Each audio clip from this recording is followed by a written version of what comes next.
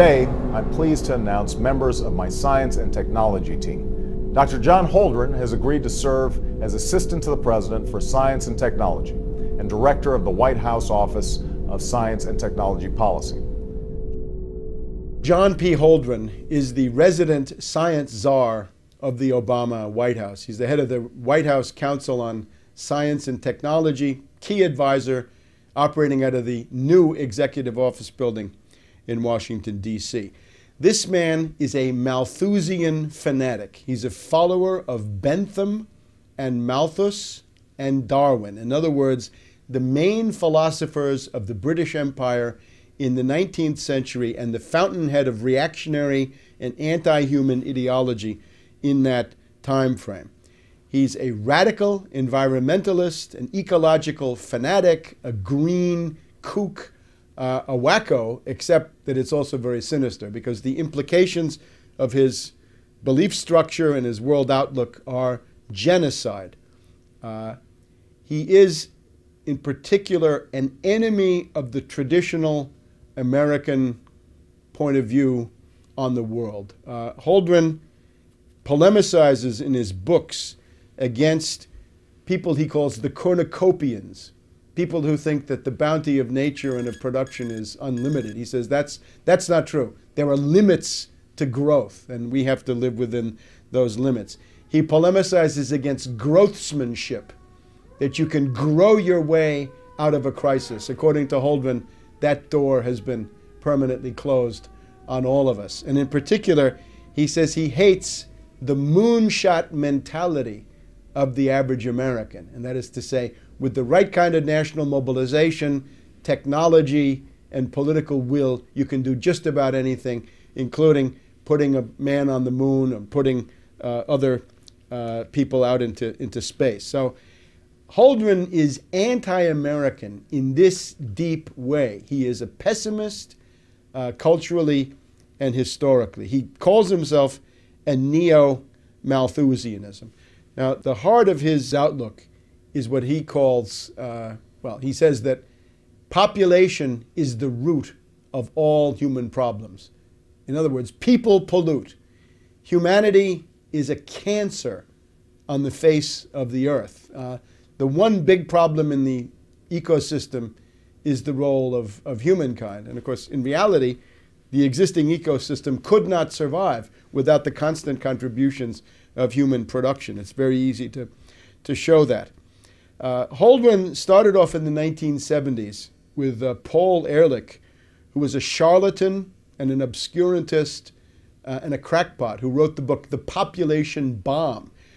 Ehrlich was convinced that world population was growing out of control and that this was going to lead to a breakdown of human civilization sometime in the late 20th century. And it goes together with the campaign of the limits of growth, the Club of Rome, Aurelio Peccei, and the rest of these people. This is kind of the intellectual milieu that Holdren comes out of.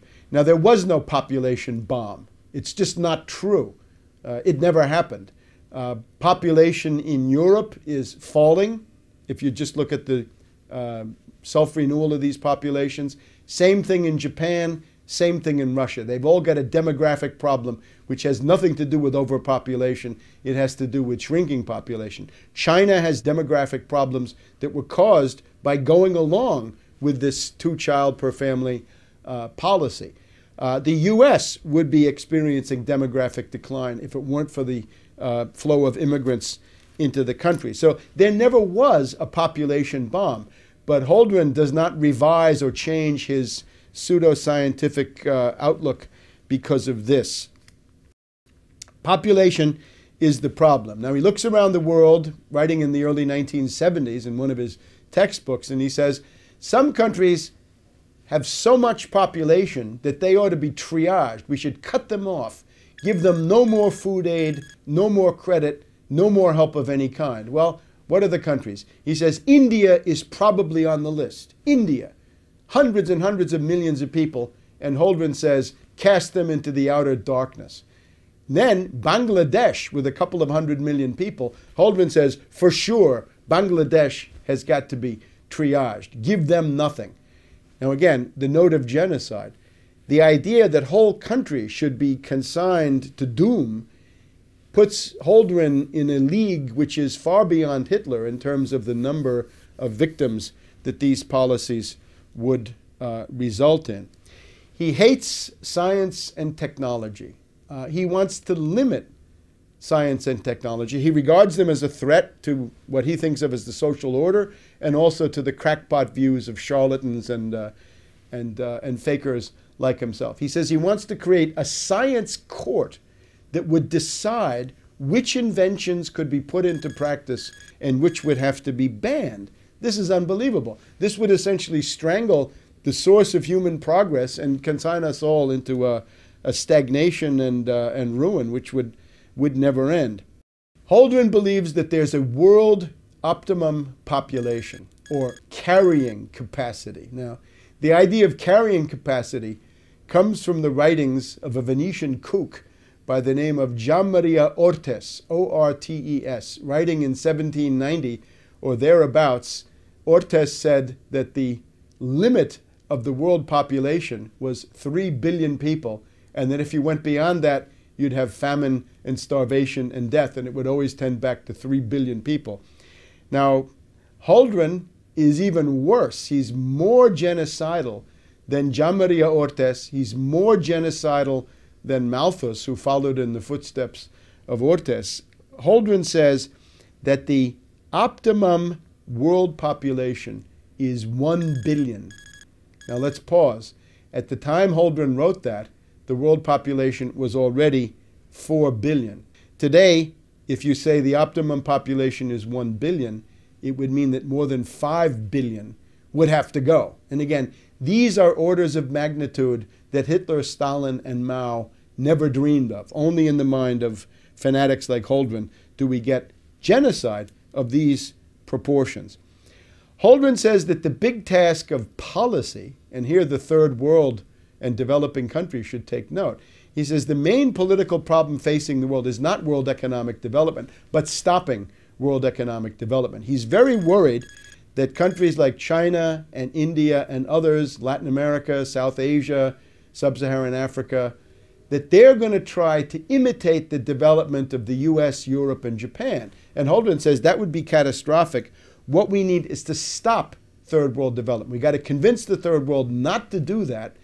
And we've got to institute de-development worldwide. In other words, turn back the clock of history, roll back progress, and go back to what amounts to pre-industrial civilization. Well, pre-industrial civilization is a lifespan of 30 to 35 years, nasty, brutish, and short, as Hobbes put it. So that's what Holdren wants for you and your family.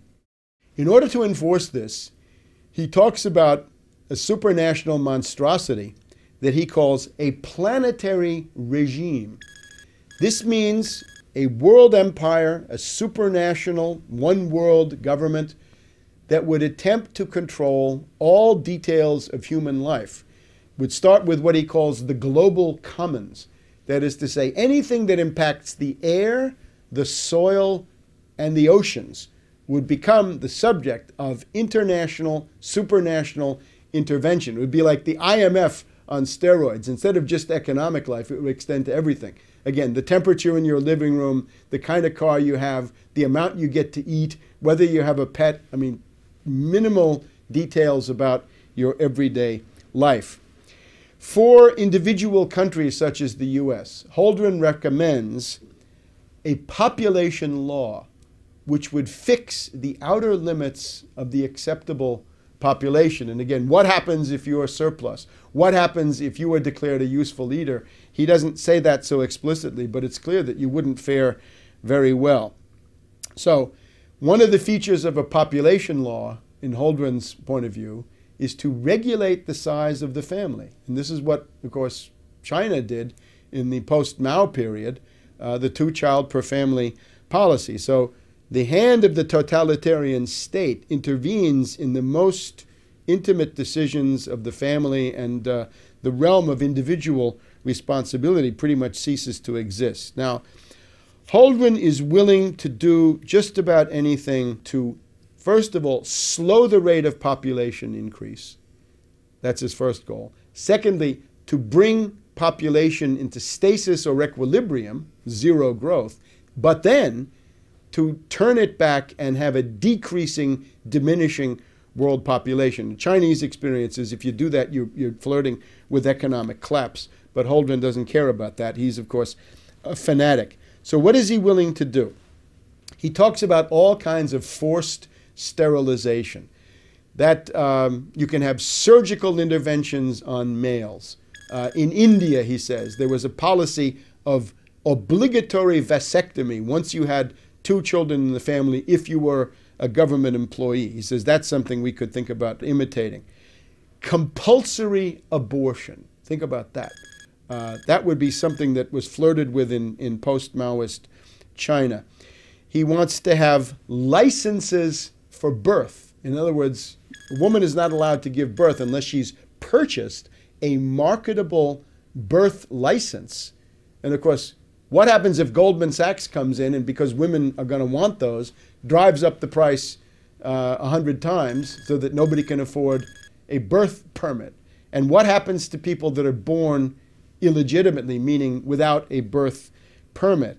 He wants to have things that have been done in the meantime. Norplant, I think, is an example. Subcutaneous chemical devices that are put into the flesh of women to prevent them from conceiving. So, forced sterilization, compulsory abortion, forced vasectomy, birth licenses, subcutaneous implants, all kinds of compulsory, obligatory methods. In terms of forced sterilizations, he says you could do this by putting chemicals in food and water, but he thinks that these other methods would be more effective. He also has other methods of persuasion, which are really coercion, that if you have more than 2 kids in the family, there's no more free public education for you. The 3rd kid has to pay to go to the public school.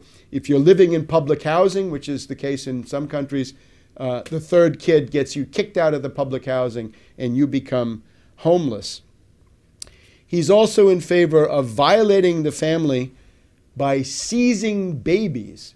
He says that if it's a teenager or a minor who has had an illegitimate child and there's no husband in the picture, then the government should come in and seize that child and have a policy of forced adoption to take care of that illegitimate child.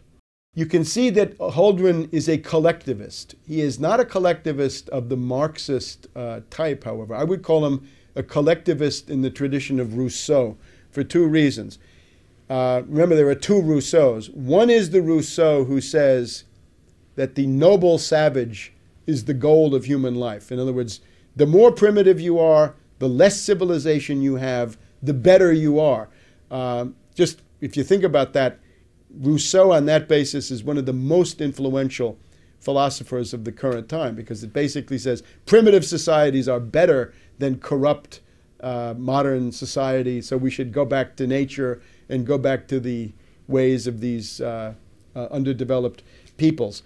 But then there's the other side of Rousseau, which is the collective will. The late Rousseau writes about the collective will, in that the individual counts nothing compared to the collective will. This is essentially the philosophy of the reign of terror in the French Revolution, and that's pretty much where Holdren is. So I would call him a Rousseauvian fanatic, in addition to being a Malthusian and a Darwinist and a Benthamite, and he wants to have the noble savage, roll back civilization, go back to pre-industrial civilization, or call it civilization if you want to, and at the same time he wants to impose the collective will. He even writes about infanticide. He says that infanticide is found in many primitive peoples, and he says, well, what that means is that these societies thought that the survival of the group and the collectivity was more important than the individual, so they didn't hesitate to kill babies, which implies Holdren's idea of civilization. It's a form of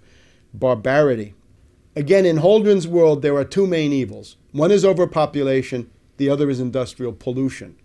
In the world we live in, the main problem is poverty, ignorance, disease, backwardness, illiteracy, and the rest. The main problem of today's world is a massive underproduction of most of the worldly goods that humans need: food, clothing, shelter, transportation, jobs, housing, healthcare, all the rest. All of that is lacking. 1 billion people in the world we live in are on the verge of starvation because of the world food market situation and the fact that we have almost no food stocks left anywhere in the world. You've also got about 2 to 3 billion people right now who are living under €1 per day, under about $1.50 or $2. So Holdren looks at that world and says the reason for poverty is overpopulation. I would say no. The reason for poverty is underproduction of all the main things. Question for Holdren: if you have a bunch of people and you want to give them all a hat and there are not enough hats to go around, what do? I say manufacture more hats. Holdren says start cutting off heads. That's Holdren. In being a follower of Bentham and Malthus and Darwin, in this administration of fanatics, Holdren is joined by others.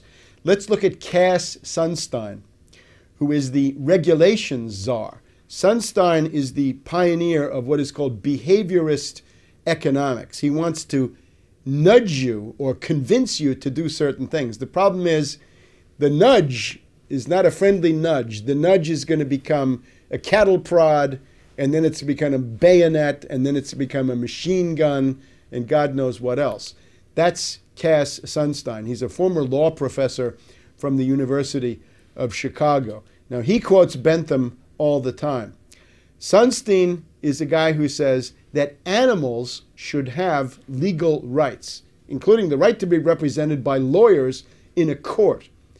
Now, Sunstein, by most people's standards, would be quite extreme. But in the Obama administration, Sunstein is a moderate. Sunstein wants to give legal rights to animals.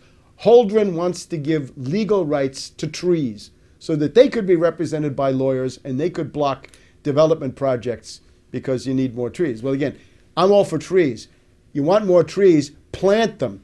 During the New Deal, we had something called the Shelter Belt that planted a couple of 100 million trees across the midsection of the United States as an attempt to make the climate better. It was an attempt to deal with the Oklahoma Dust Bowl of the 1930s. The way you do that is to plant trees. Trees are fine, but again, with Holdren, we're going to have trees represented by lawyers stopping human needs from being realized. Generally speaking, the Malthusian, zero-growth, radical environmentalist, ecological extremist movement of the late 60s and early 70s is the precursor that prepares the ground for the radical deindustrialization of the United States in the late 70s and then into the 80s, the so-called Great U-turn, where the U.S. goes from being an industrial power to being a post-industrial rubble heap. Key moment is 1968 with the foundation of the Club of Rome, Aurelio Pache and Alexander King. Alexander King once admitted that the whole purpose of the ecological movement was to stop the economic development of the third world and make sure that there would be fewer brown and black people in the world, because this was a problem for the Anglo-Saxon master race, the way he looked at it. 1972, you've got this tremendous work of charlatans and crackpots, Meadows and Forrester, The Limits to Growth, which was that the world really should have ended already because the raw materials are being exhausted at such a rapid rate. So out of that, you get the green movement, the greening of America, and the coming of something that you didn't have before, was a mass constituency for radical environmentalists. In particular, Malthus used to be a dirty word among leftists because he was considered a British imperialist. Marx and Engels had to attack Malthus because otherwise they couldn't function in progressive circles. But by the 1970s, thanks to this, Malthus and Darwin become good guys, when of course they're really very bad and both charlatans and crackpots. So that's sort of the preparation. You've also got people saying that a service economy is better, the so-called Triple Revolution Committee. You've got the government of Edward Heath in Britain and Harold Wilson of the Labour Party saying quality of life is more important than production. All of these are ways to begin arguing the idea of deindustrialization. The way you get it, though, big time in the U.S. is Paul Adolph Volcker of the Trilateral Commission, appointed by Jimmy Carter of the Trilateral Commission.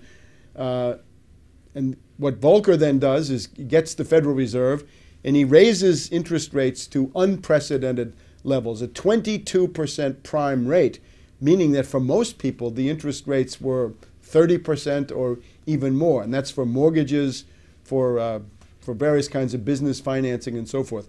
What Volcker was able to do was to essentially destroy the industrial base of the United States. It became impossible to produce with credit costing that much. Some people compared this to Keynes, right? Keynes said, well, let's have inflation as a cure for depression. And Volcker came back with, no, let's have depression as a cure for inflation. And that's pretty much what he did. He pitched the United States into an industrial depression, which has never ended, wiped out large parts of basic industry, steel mills, chemical, rubber, and all the rest. This is where the jobs went. If you remember Obama's bitter Klinger quote, he says, 30 years ago, the jobs went away, and now we have these bitter people clinging to God and guns and anti-trade. Well, how did those jobs go away? That was Volcker. The industrial base of the U.S. was gutted and destroyed by Volcker, and with the environmentalists there, this could be greeted as something good. The resistance to this in the Democratic Party was paralyzed because, well, it's a good thing after all. We won't have any more smokestacks. Well, instead of smokestacks, you're going to have a declining standard of living, and this is what goes together with it.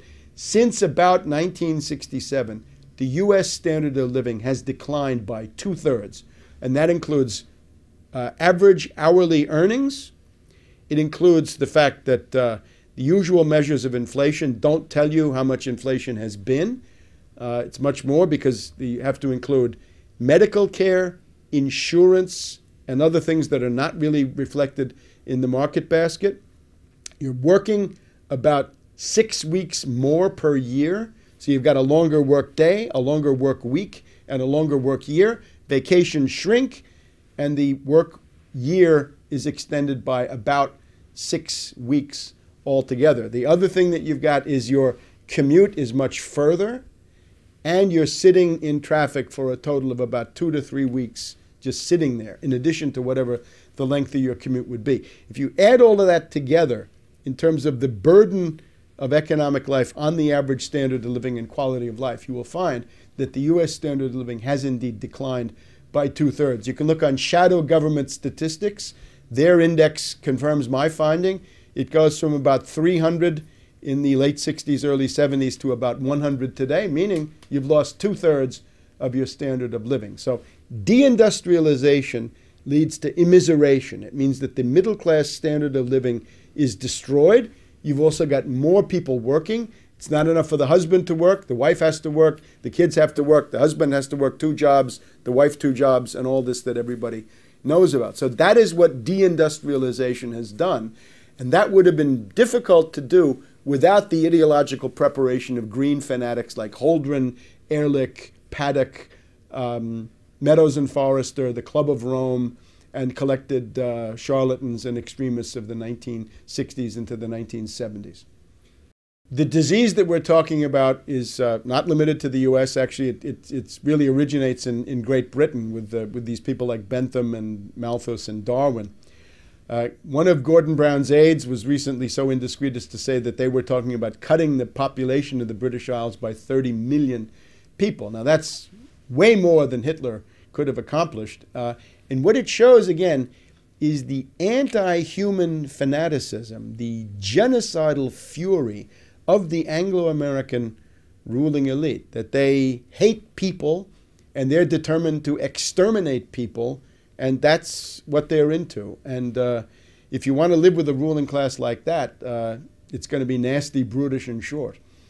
The origins of eugenics, racist thinking, race science in the U.S. go back in particular to the Harriman family. Averell Harriman was the son of Harriman, the railroad builder, who had been attacked publicly by Theodore Roosevelt as a robber baron, as a public menace. So Harriman, as a parvenu, new money, who had to go to Oxford and talk to old money, he had a tremendous identity crisis and sense of personal insecurity. So what he wanted to do was to create himself a wonderful race pedigree, that he too was part of the Anglo-Saxon master race. So his wife contributed to this famous gathering at the American Museum of Natural History, which was attended by Nazis as well as British and other race scientists, meaning charlatans and proto-genocidalists, who came together with the idea of improving the race. So U.S. states got into the business of sterilizing people, denying marriage licenses. You have these stories, the Kallikaks and the Jukes in New York State and similar things. The Nazis actually said, the U.S. has beaten us to the punch in terms of eugenics measures. So in some ways, they were actually following in the footsteps of what Harriman and this faction had done in the United States. Now, Bush the Elder, in his first congressional term, when he was representing River Oaks, Houston, Texas, elected in 1966, it was a district that had to be tailor-made, designed for him, as part of a redistricting, so he could finally get elected after he failed to get into the Senate from Texas against Yarborough in 1964. Bush became the champion of eugenics. He brought in Shockley, Herenstein, and these other fanatics, right? The sort of bell curve school, the precursors of that. In other words, people who talk about racial inferiority of the non-white races and things of this sort. These people were outside the boundaries of respectability because of the backlash against the Nazis. But Bush the Elder did everything he could to make them respectable. He brought them to Congress. He let them lecture groups of members of the House and so forth. So much so that Wilbur Mills, the head of one of the key House committees at the time, coined the term "Rubbers Bush." That George Bush the Elder was so interested in contraception for the lower orders that he was Rubbers Bush. Now, the idea that I think with Bush the Elder was he believes in the Anglo-Saxon master race. The problem is if you believe in that, you got a problem of numbers because there are so many other people who are not part of this. So what are you going to do? You've got to do something to limit the population growth and probably turn it around among the non-white populations in particular. So I think that is the one thing that Bush the Elder actually believes in as a fixed point of ideology. John P. Holdren, the current Obama population czar, John P. Holdren, the White House science czar, is very much in the tradition of this Harriman eugenics movement, which was rubbing elbows with the Nazis in the 20s and 30s. Things like compulsory abortion, compulsory sterilization, taking children away from parents, preventing marriages, marriage licenses that you have to pay for, implants and other things to prevent birth. This is all in the Nazi or quasi-Nazi tradition of the 20s and 30s. The mentality of oligarchy does not change. We have to remember that as long as there are human individuals, you're going to have the one, the few, and the many. There's going to be one person, small groups of people, and large masses.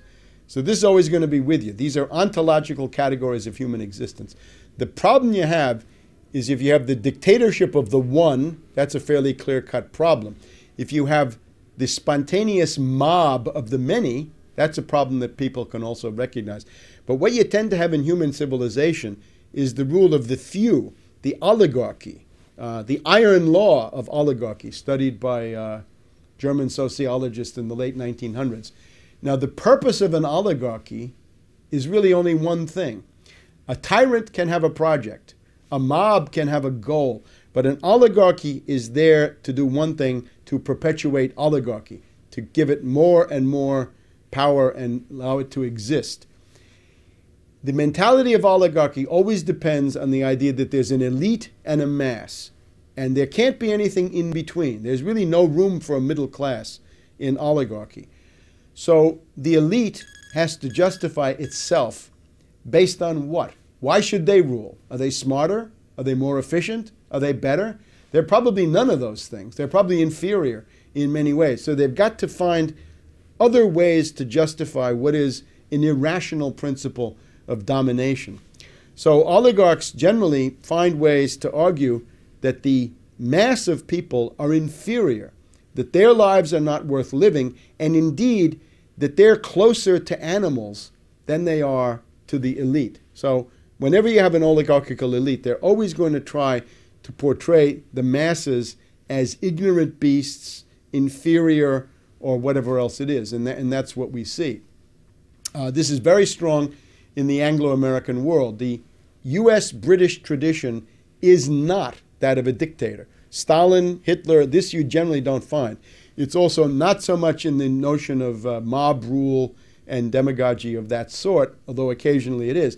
Generally what you have in terms of real power is an oligarchy. So this oligarchy is inherited from Venice, from the Venetian Republic of the Middle Ages, and it's transferred into Britain between 1500 and 1600 or so in the form of the Whig Party, the top aristocratic party, which rules Britain from the early 1600s really until about 1832 and the Reform Bill. So it's an oligarchical system.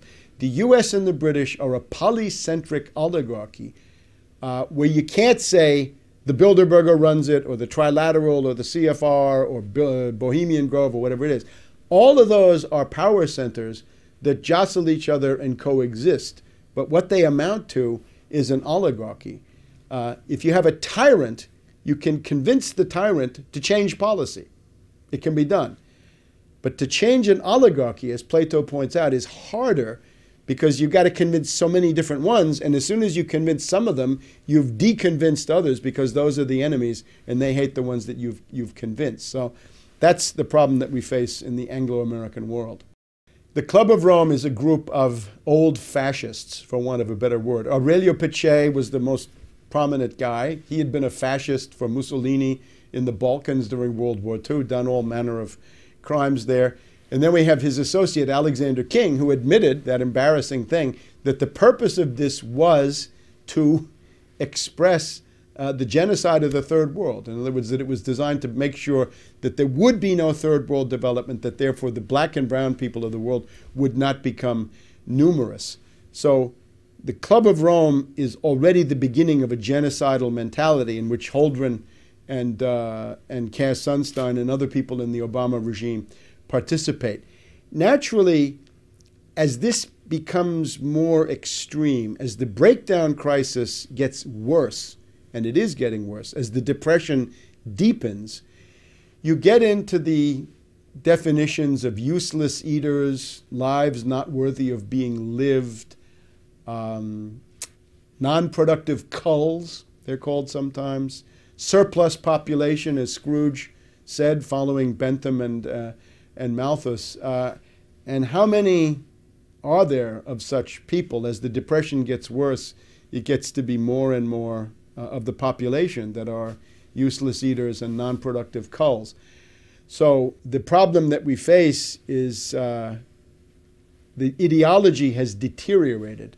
The global warming ideology is, at least up to now, the most extreme form, because it says that carbon dioxide is a pollutant and that carbon is bad when we ourselves are a carbon-based form of life. So it seems to say that the inevitable results of humanity is pollution, that people pollute, or indeed that people are pollution. It gets back to Ehrlich and Holdren and their idea that humanity is a cancer on the face of the earth. So the ultimate logic of all this is extermination, genocide, the concentration camp, depopulation, and a horror that goes beyond anything seen in the 20th century.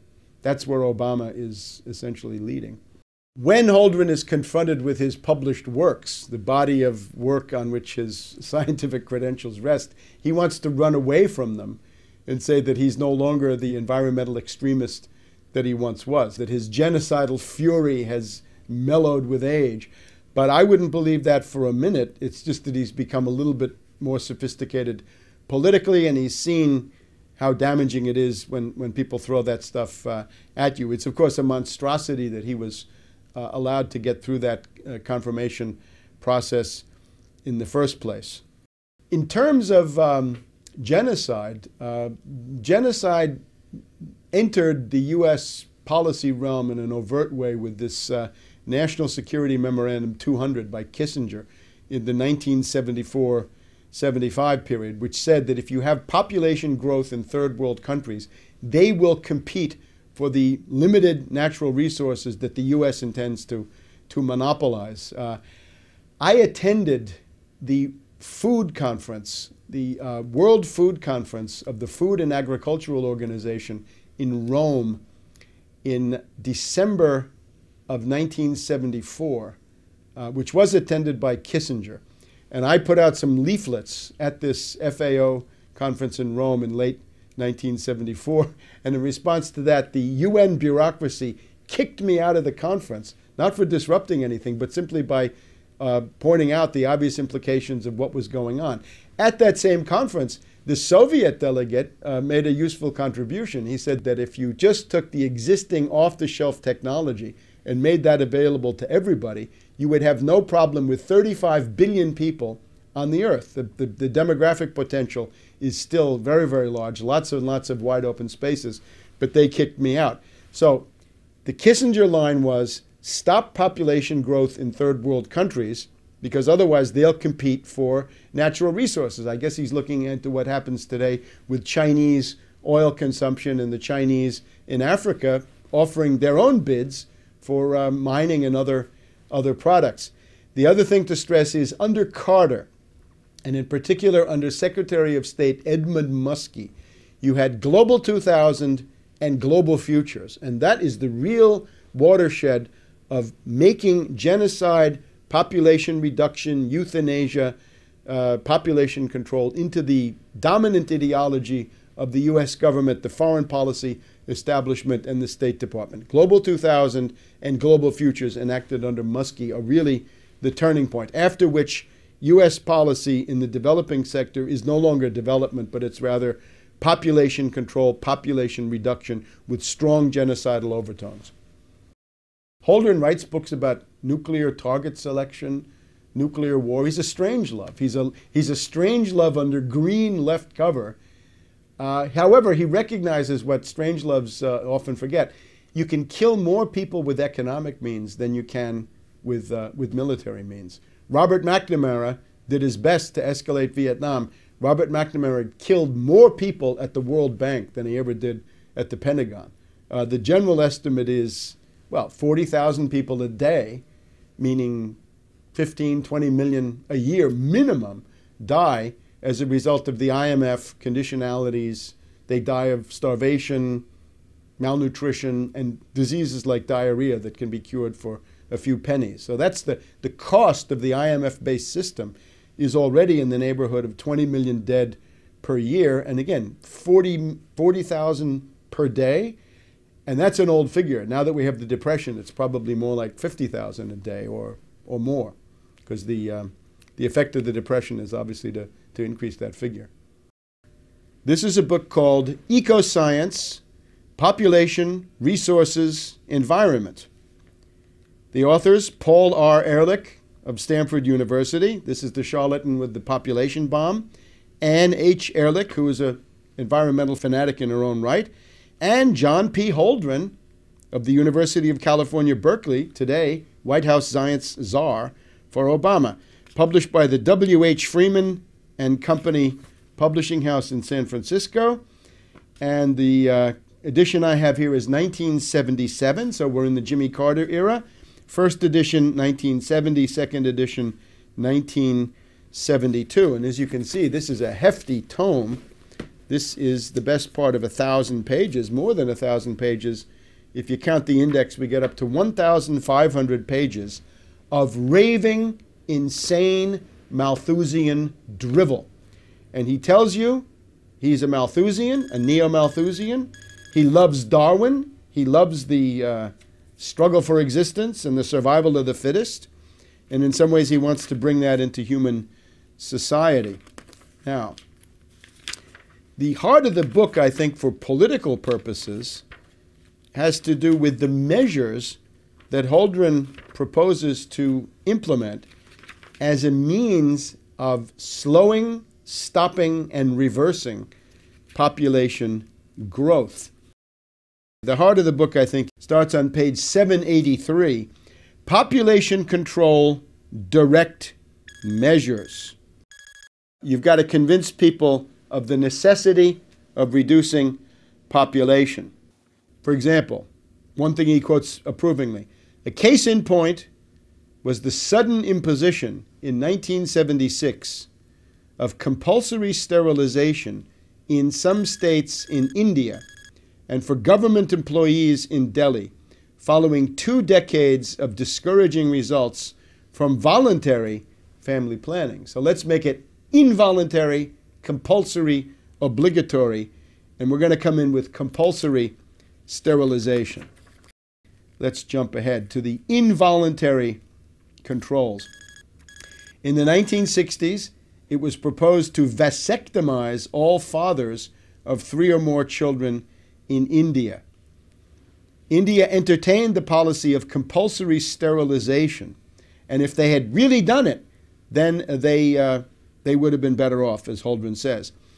A program of sterilizing women after their 2nd or 3rd child, despite the fact that this is harder to do than a vasectomy, might be easier to implement than sterilizing men.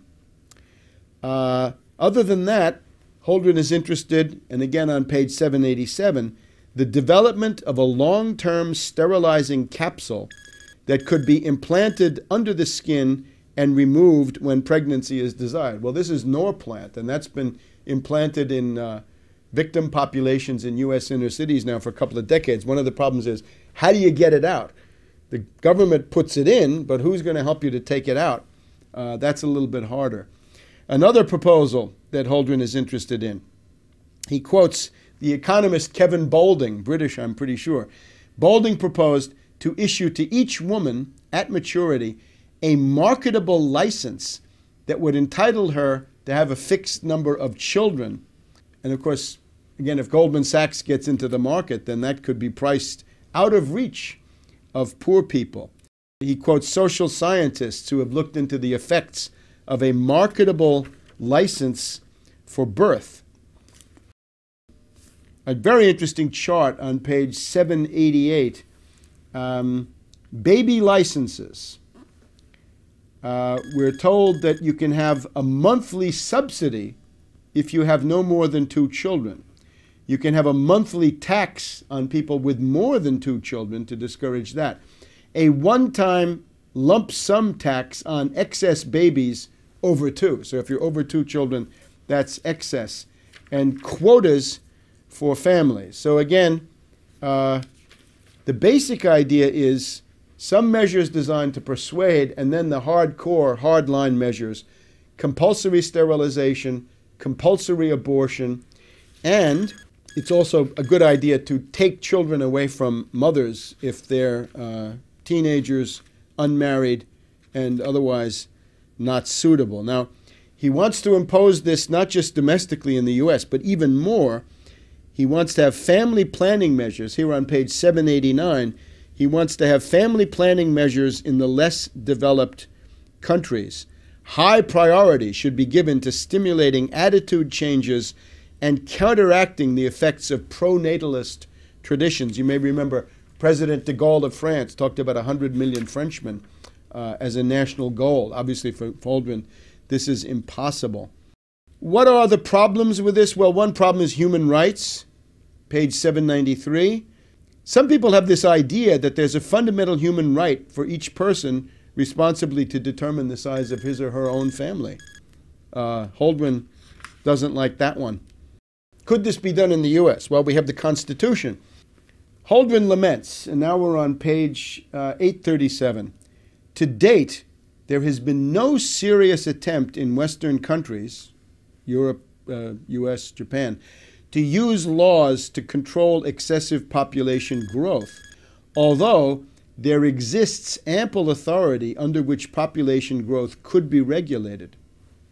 For example, under the U.S. Constitution, effective population control programs could be enacted under the clauses that empower Congress to appropriate funds to provide for the general welfare and to regulate commerce. So the Commerce Clause becomes abortion and sterilization. Or for the Equal Protection Clause of the 14th Amendment. So the idea is strip everybody of the right to exist under the 14th Amendment. Such laws constitutionally could be very broad. Indeed, it has even been concluded that compulsory population control laws, even including laws requiring compulsory abortion, could be sustained under the existing Constitution if the population crisis became sufficiently severe to endanger the society. Few today consider the situation in the United States serious enough to justify compulsion, however, laments Holdren. The most compelling arguments that might be used to justify government regulation of reproduction are based on the rapid population growth relative to the capacity of environmental and social systems to absorb the associated impact. The appeal to greed. To provide a high quality of life for all, there must be fewer people, says Holdren. But there are other sound reasons that support the use of law to regulate reproduction. In today's world, Holdren writes on page 838, the number of children in a family is a matter of profound public concern. There is no individual sphere anymore for a Malthusian fanatic. On page 850, Holdren wants to convert to a spaceman economy. This is not the moonshot anymore. This is the idea that you're on spaceship Earth and everything you have with you is a limited resource. So what you've got to do is reduce throughput of raw materials in industrial processes. He quotes a fellow crackpot, Herman Daly, who has suggested a specific mechanism for accomplishing population reduction.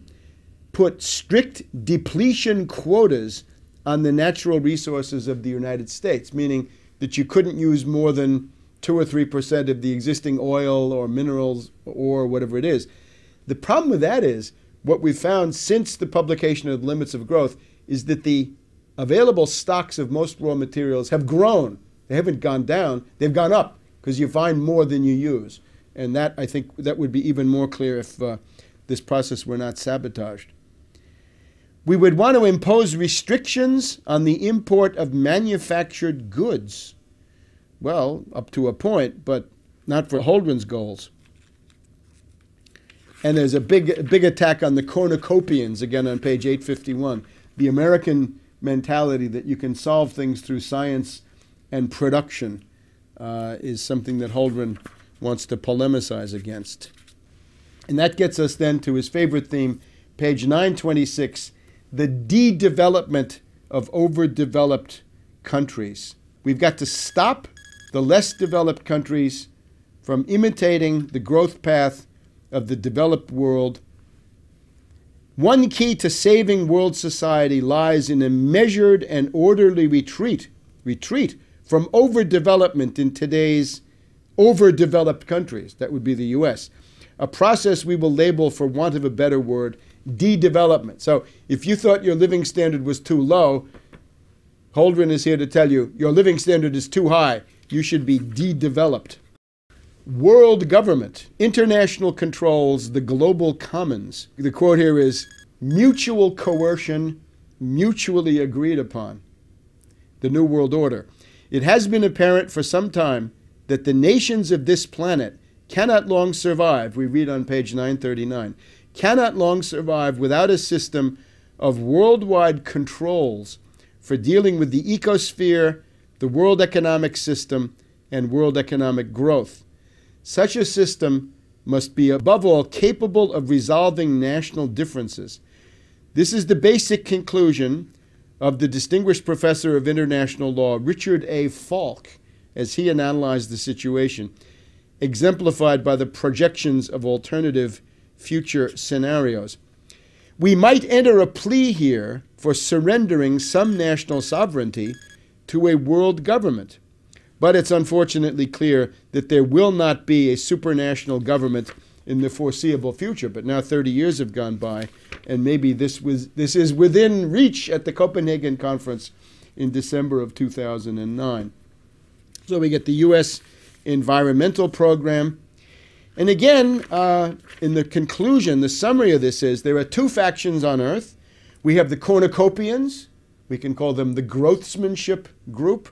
the moonshot mentality. Those are people who say science, technology, and industry can solve any problem with political will and the proper effort. And that's pretty much how humanity has survived up to now. But that's the wrong path, according to Holdren. We've got to become neo-Malthusians. On these points, says Holdren, we find ourselves firmly in the neo-Malthusian camp. And again, that's based on Bentham, Ortiz, and it's the basis, it's in turn of Darwin. This is a cookbook for the extermination of humanity beyond what he thinks, because the essential predicament of humanity is realize progress or collapse.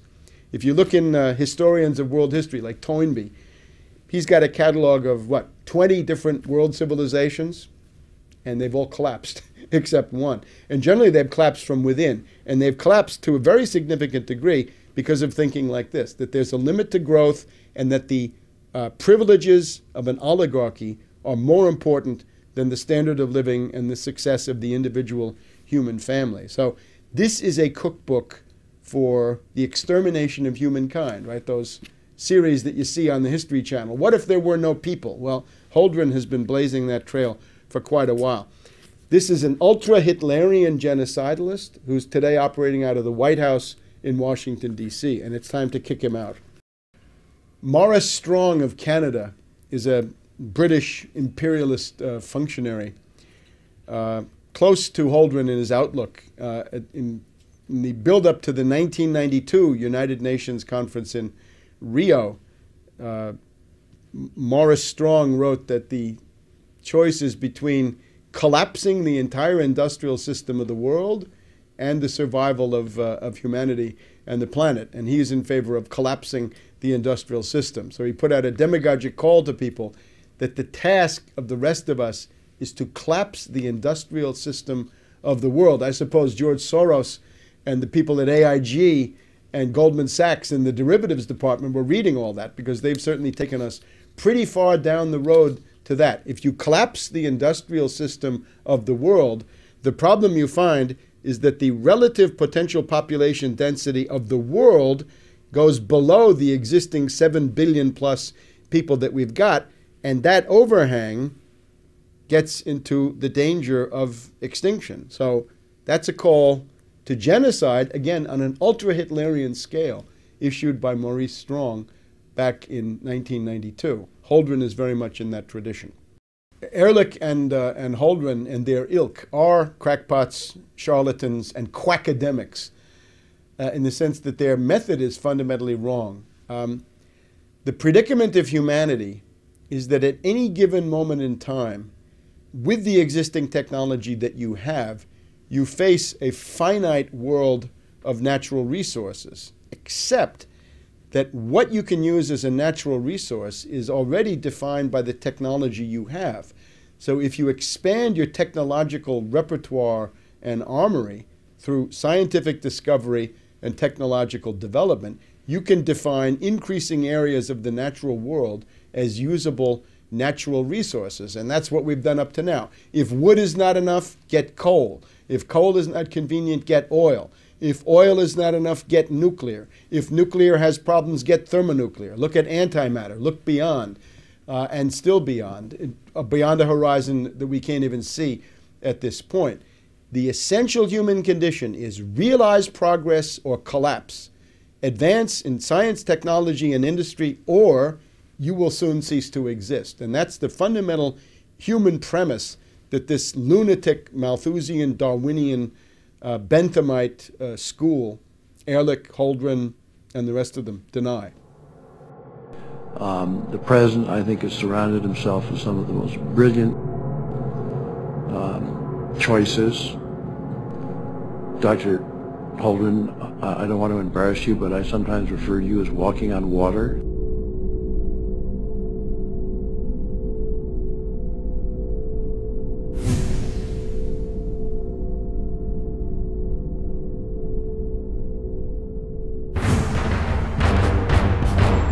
Ask yourselves, what are you doing in this time of great challenge? What are you doing to unlock minds? Go to Infowars.com and PrisonPlanet.tv for the latest headlines and cut cutting-edge information.